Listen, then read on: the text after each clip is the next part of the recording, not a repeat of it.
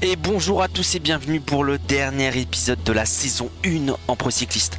Voilà, épisode 13 bien sûr, donc 13 épisodes quand même pour une saison, donc c'est bien, c'est copieux. C'est copieux comme parcours, comme en termes de course.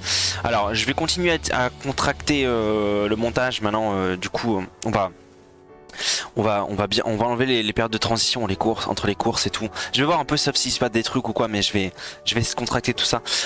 Ok, petite course, on est avec Nasser Boigny, donc là c'est une classique, sprint.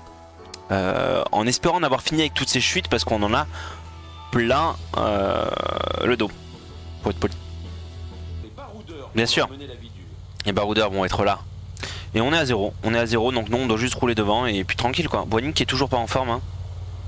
Hop, allez c'est parti. On arrive dans les 10 derniers kilomètres. On est dans la route de Nasser Boigny. On n'est pas trop mal placé dans le peloton. Un peloton encore de 131. On était une soixantaine il y a encore quelques minutes. Mais là maintenant voilà, on est un petit groupe. On est le peloton en fait tout simplement. C'est pas un petit groupe, hein. Il y en a que 3 derrière. Il y en a un qui essaie de partir devant mais il se fait rattraper bien sûr. Et nous voilà, on va essayer de...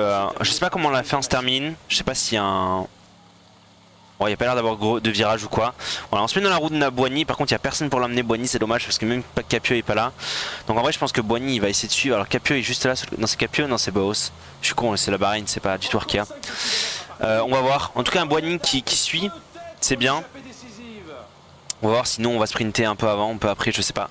Je sais pas du tout comment ça va se passer. Le sprint, de toute façon, je crois que c'est toujours la même vitesse. Je crois que je peux pas le changer la vitesse du sprint. Malheureusement en tout cas par contre le fait de faire ça, on est en train de perdre du rouge. Et ça c'était pas le but du tout. Le fait de se mettre dans la route Boigny qui essaie de suivre, on perd totalement du rouge.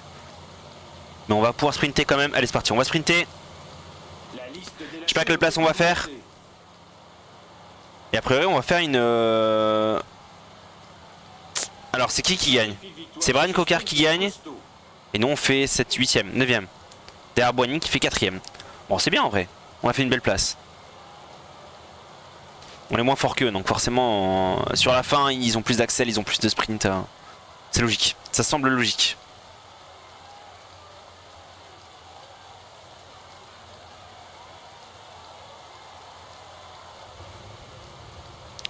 Hop.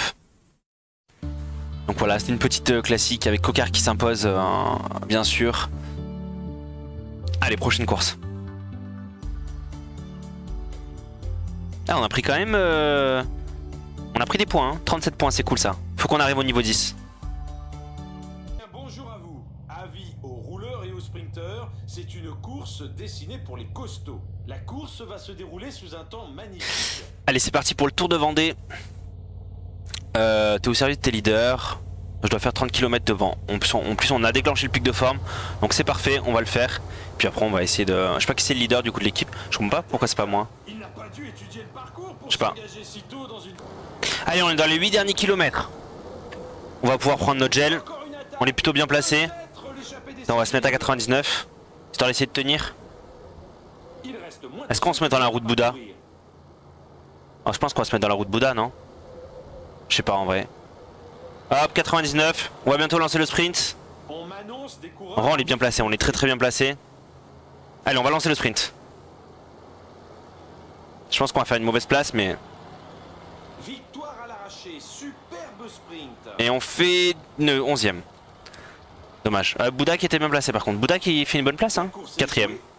Comme Boigny sur Tour d'avant. J'ai l'impression qu'en plus c'était la même course quoi, que le classique d'avant. J'ai l'impression que c'était la même course. Bon, encore une fois, on n'est pas bon. Et on n'est pas bon en sprint. Enfin, on est moins bon. Donc, c'est pas tellement celui-là qui nous intéressait. Donc, on prend 19 points, c'est cool. On va plutôt s'occuper, nous, du Piémont. Là, le Piémont, par contre, ça va un petit peu plus nous intéresser pour nous. Donc, on espère évidemment la très bonne forme. Donc, le plus 5. On est en pic de forme, on a de la volonté et tout. Je pense qu'il n'y a pas de raison. Je pense que la course du Piémont, on peut la gagner.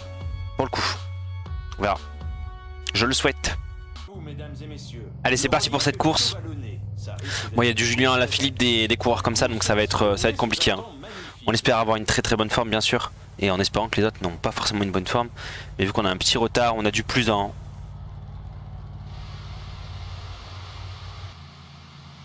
Allez, on arrive dans les 10 derniers kilomètres. On va évidemment se mettre à 91. Donc on est parti en échappée, au final ils nous ont rattrapé, mais nous vu qu'on a roulé tranquille, ça va pas poser de problème. Donc le peloton est revenu, ils sont plus 40 dans ce peloton, 49, 50 pardon. Et donc j'ai bien envie d'attaquer dans la côte en fait. J'ai bien envie d'attaquer dans la côte, et je pense que c'est ce que je vais faire. Hein. Je pense que c'est ce que je vais faire, ça roule pas si vite que ça. Ça fait 8 km 5 ? Non, c'est pas autant quand même. Pas autant. En tout cas il y a une attaque. Non, ça roule seulement, c'est tout. Hein. Ou c'est des attaques, je sais pas. Non, on va rester en position. Je pense que ça roule. C'est juste que ça roule très vite. Un Trentin qui essaie d'attaquer. Je pense qu'il a essayé de faire comme nous. On est plus que 27 dans ce peloton. 27 dans ce peloton. Voilà, on est en haut du col. Bon voilà, ça a essayé d'attaquer mais on n'a pas réussi. Je vais essayer de récupérer un maximum de rouge. Alors putain, bien sûr je vais aussi prendre mon gel. Hop. Histoire de récupérer un maximum. Donc il reste 5 km. 5 km, on a récupéré tout notre rouge. Il y a moyen de faire un truc. 27. Oh, si on peut faire un top 10 dans la course. Ah, je vois il y a Bellorini à côté, il doit y avoir la fibre qui est pas très loin. On va se mettre à 99 hein, de toute façon. A priori, c'est ce qu'il faut. Allez, on a 2 km 6 de l'arrivée. On est bien placé, en vrai on est très bien placé. Il y en a qui ont déjà commencé à attaquer. Non, pas encore, si. Si, ça va bientôt commencer, 1 km 4, 1 km 4. Allez, on va lancer le sprint. C'est parti. Je sais pas si on peut rattraper des gens. C'est compliqué. On va faire une bonne place. On va faire une bonne perf, je pense. Et a priori, c'est Julien Lafilippe qui gagne, bien sûr. Est-ce qu'on fait 3 ou 4 ? Ah, on fait 4. Juste après Bétiol, on fait 4. Ah, c'est dommage. C'est dommage. Peut-être qu'une meilleure note, un plus 2 ou un plus 3 nous aurait avantagé. Mais en tout cas, 4ème place, c'est une belle place quand même. Alaphilippe était trop fort, clairement. Mais on fait quand même une belle place. C'est bien. Mais le fait d'être en échappé, je pense, nous a vachement aidé parce que quand tu vois l'équipe, ils ont eu du mal. Ils ont eu beaucoup de mal. Sur la fin. C'est comme ça, hein. Mais voilà, on a fait encore une très belle place. Enfin, on fait toujours des belles places. On fait très souvent des top 5. À part, voilà, si on vise d'autres trucs ou quoi, mais on veut encore des victoires. On est assoiffé de victoires. On en veut plein. Allez, on se retrouve pour la prochaine course. Aujourd'hui, c'est une journée idéale pour les petites formations. Elles doivent prendre des risques afin de se mettre en évidence et avoir une chance de gagner cette course.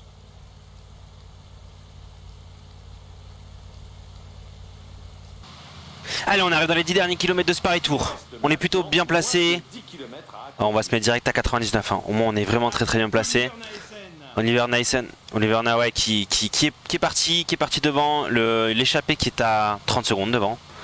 Oh, même plus. Non, c'est à 30 secondes. Ok, donc ça roule très vite hein, devant. Ça roule vraiment extrêmement vite. Il y en a d'autres qui essaient de partir. 6 km 9. On va plutôt prendre notre gel maintenant. Hop.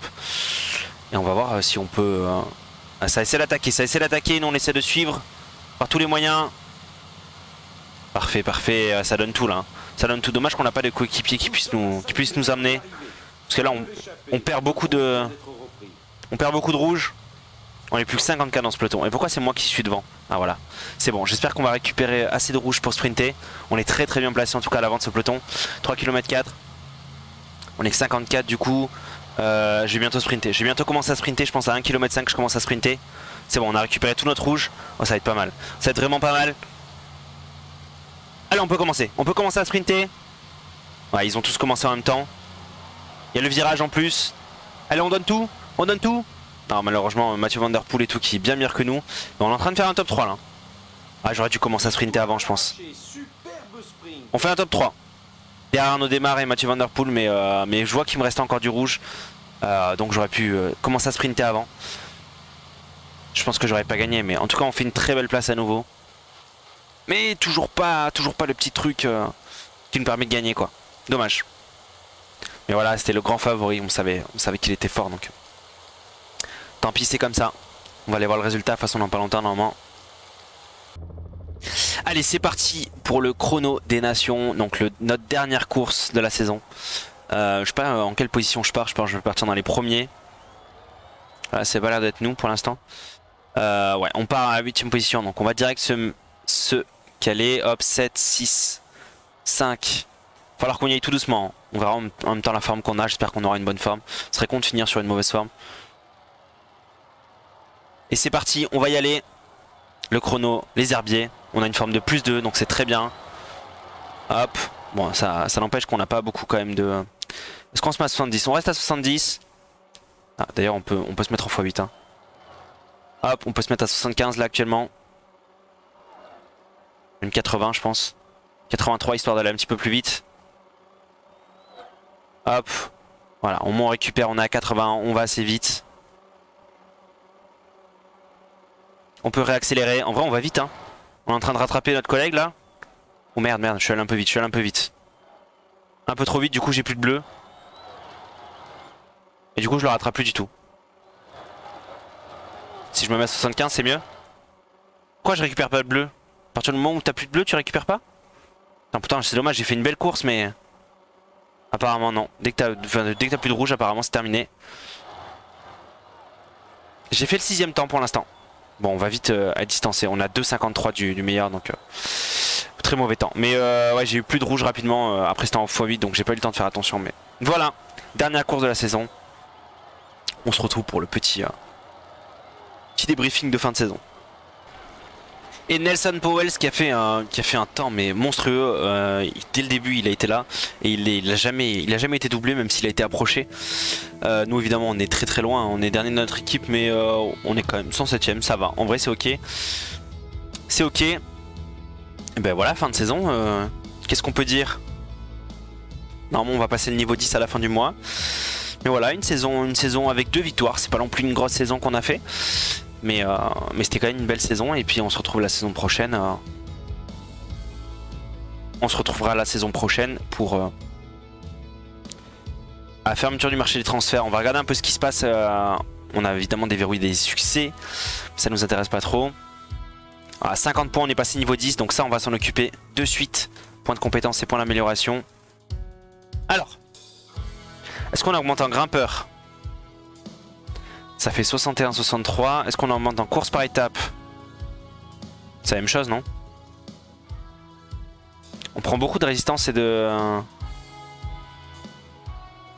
63... nanana. Contre la montre, si on fait ça. Non, on fait la même chose.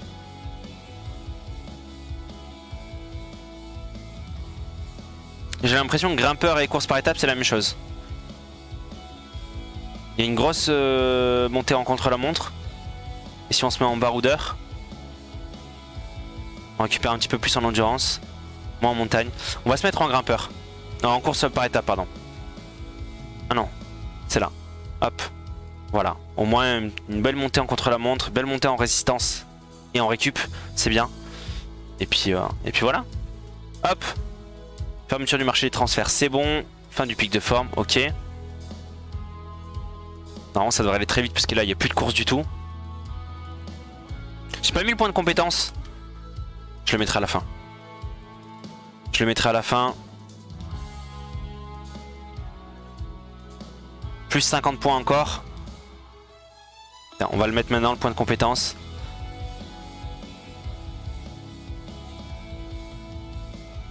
On va mettre dans fatigue, je pense. On a, voilà, les performances, c'est vraiment ce qui nous intéresse le plus. Donc on va gérer la fatigue tout pour les grands tours. Donc on va le mettre là-dedans.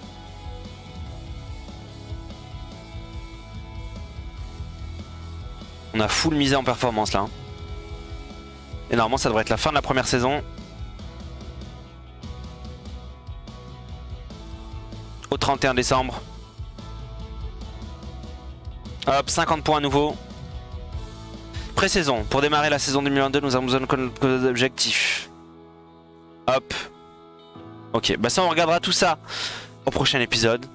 Merci beaucoup d'avoir regardé. J'espère que vous avez apprécié. Et puis on se dit rendez-vous au prochain épisode pour une nouvelle saison avec des nouvelles courses et des nouvelles victoires. Bye bye.